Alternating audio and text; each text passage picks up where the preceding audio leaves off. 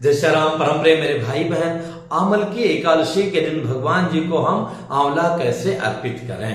तो जो फाल्गुन महीने के शुक्ल पक्ष की एकादशी प्राप्त होती है वो रंग भरी और आमल की दोनों नाम से जानी जाती है।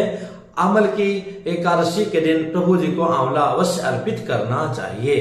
तो हम आंवला कैसे अर्पित करें? तो जब प्रातः भगवान जी को हम स्नान कराएंगे तो समय आंवले के रस से स्नान करा सकते हैं। इसके बाद में जैसा कि पंचामृत आध है तो उससे स्नान करा दिया, फिर भगवान जी की जैसे सेवा करते हैं वैसे या उससे अधिक सेवा करके उनको सजा करके जब हम भोग लगाएंगे, क्योंकि एकादशी है तो लगभग जितने भी भक्तगण हैं फलाहार का भोग लगाएंगे।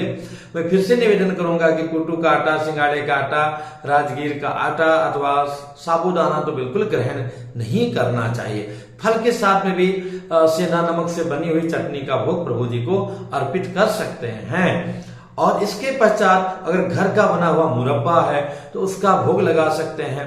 और उसके बाद में आंवले के वृक्ष की पूजा करनी चाहिए। इसी एकादशी के दिन आंवले के वृक्ष की उत्पत्ति हुई थी। ब्रह्मा जी की तपस्या करने पर भगवान विष्णु प्रकट हुए थे। उनको देख करके ब्रह्मा जी के नेत्रों से आंसू गिरे। उन्हीं आंसुओं से आंवले वृक्ष की उत्पत्ति हुई। समस्त देवताओं के साथ में विशेष रूप से भगवान श्रीमन नारायण का आंवला के वृक्ष में निवास होता है, स्वयं प्रभु जी ने कहा है। तो उनकी पूजा, उस वृक्ष की पूजा करनी चाहिए। पूजा करने के पश्चात में हमें दान करना चाहिए। तो एक तो सीधे हम जो भगवान को भावना रूप भोग लगाते हैं उससे हमारा भाव अर्पित हो जाता है। फिर आचार्यों पुरोहितों को आंवले का अथवा आंवले के मुरब्बे का अथवा आंवले के अचार का अथवा वैसे ही आंवले का दान करना चाहिए। उसके पश्चात जो दीन दुखी आदि हैं उनमें भी वितरित करना चाहिए। इससे प्रभु जो है अवश्य प्रसन्न होते हैं, हमारी मनोकामनाओं को पूर्ण करते हैं। इससे अलग भी कोई तरीका आपको आता है तो उससे भी कर सकते हैं। जथा देहे तथा देवे, जैसे हम अपने सबसे प्रिय व्यक्ति के लिए कोई प्रयत्न करते हैं ऐसे प्रभु जी के लिए करना चाहिए।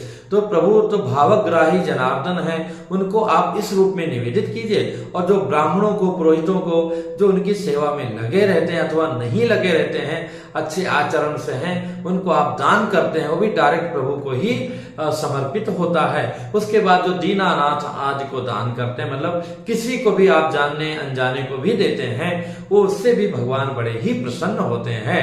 पुनः मिलूंगा एक नई जानकारी के साथ में। और कल से महाराष्ट्र में हालांकि आज से परीक्षा प्रारंभ हो चुकी है 10वीं की, 10th की। तो मेरी बिटिया रानी के साथ में सभी परीक्षा देने वाले बच्चों को, बच्चियों को बहुत बहुत शुभकामनाएं। प्रभु की कृपा से आप लोग सर्वोत्तम स्कोर करें। जय श्री राम।